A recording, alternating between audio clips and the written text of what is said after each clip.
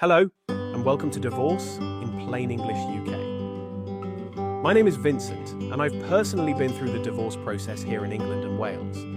I'm not a solicitor, but I know how confusing and overwhelming it can feel at the start. Quick disclaimer, this podcast gives general information only, and I am sharing my own experience. It is not legal advice. Every situation is different, so please speak to a qualified family law professional about your specific circumstances.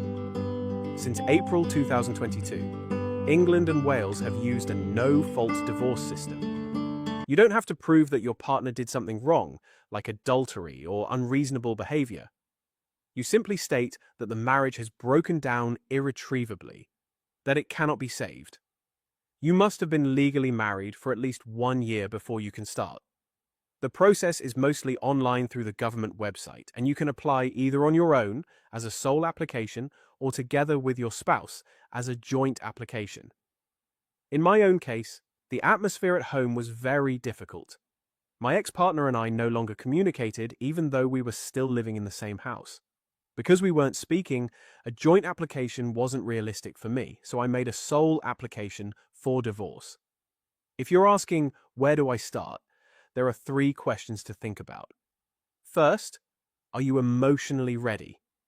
You don't need to have 0 doubts, but you do need enough clarity to say, I'm ready to take this serious step. Second, will you apply alone or jointly?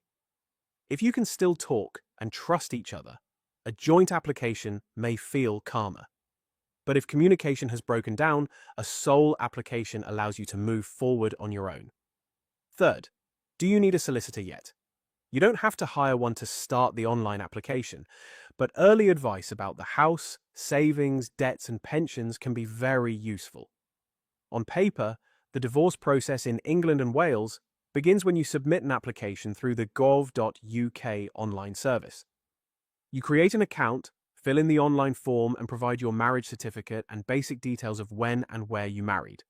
You choose whether it's a sole or joint application, and then you pay the court fee. At the time of recording this, the fee is £593. If you're on a low income or certain benefits, you may be able to get help towards this through the Help with Fees scheme. The key idea is this. You have officially started the divorce once the court has issued the application. Everything before that is preparation. If you're still in the same house, not really speaking, and worried because you don't have all the answers yet, I've been there. On day 1, you do not need to have your full financial settlement agreed, exact child arrangements written out, or a brand new home lined up. Those things are usually worked out during the process, not before you press submit.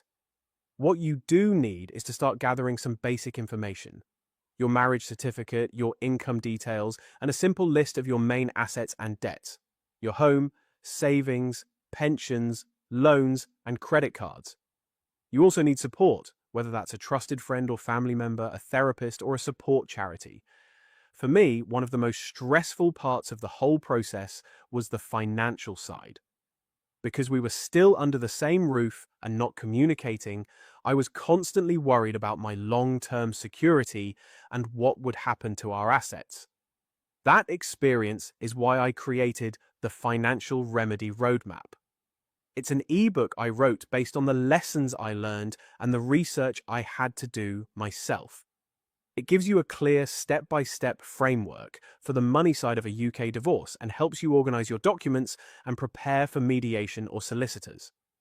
To recap, divorce in England and Wales is now no fault. You can apply alone, as a sole application, or together.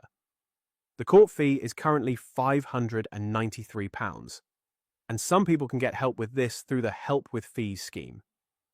You don't need every detail of your new life decided before you start. If you're sitting in a quiet house right now, not speaking to your partner and wondering how you'll ever get through this, I understand how that feels. It is hard, but it is possible to move forward. Take it one small, informed step at a time. Thank you for listening to Divorce in Plain English UK. In the next episode, we'll look at the topic almost everyone worries about. Who gets what? We'll go through the basics of financial splits in England and Wales and why it's rarely as simple as 50-50. you're not alone. Take a breath, and I'll talk to you in the next episode.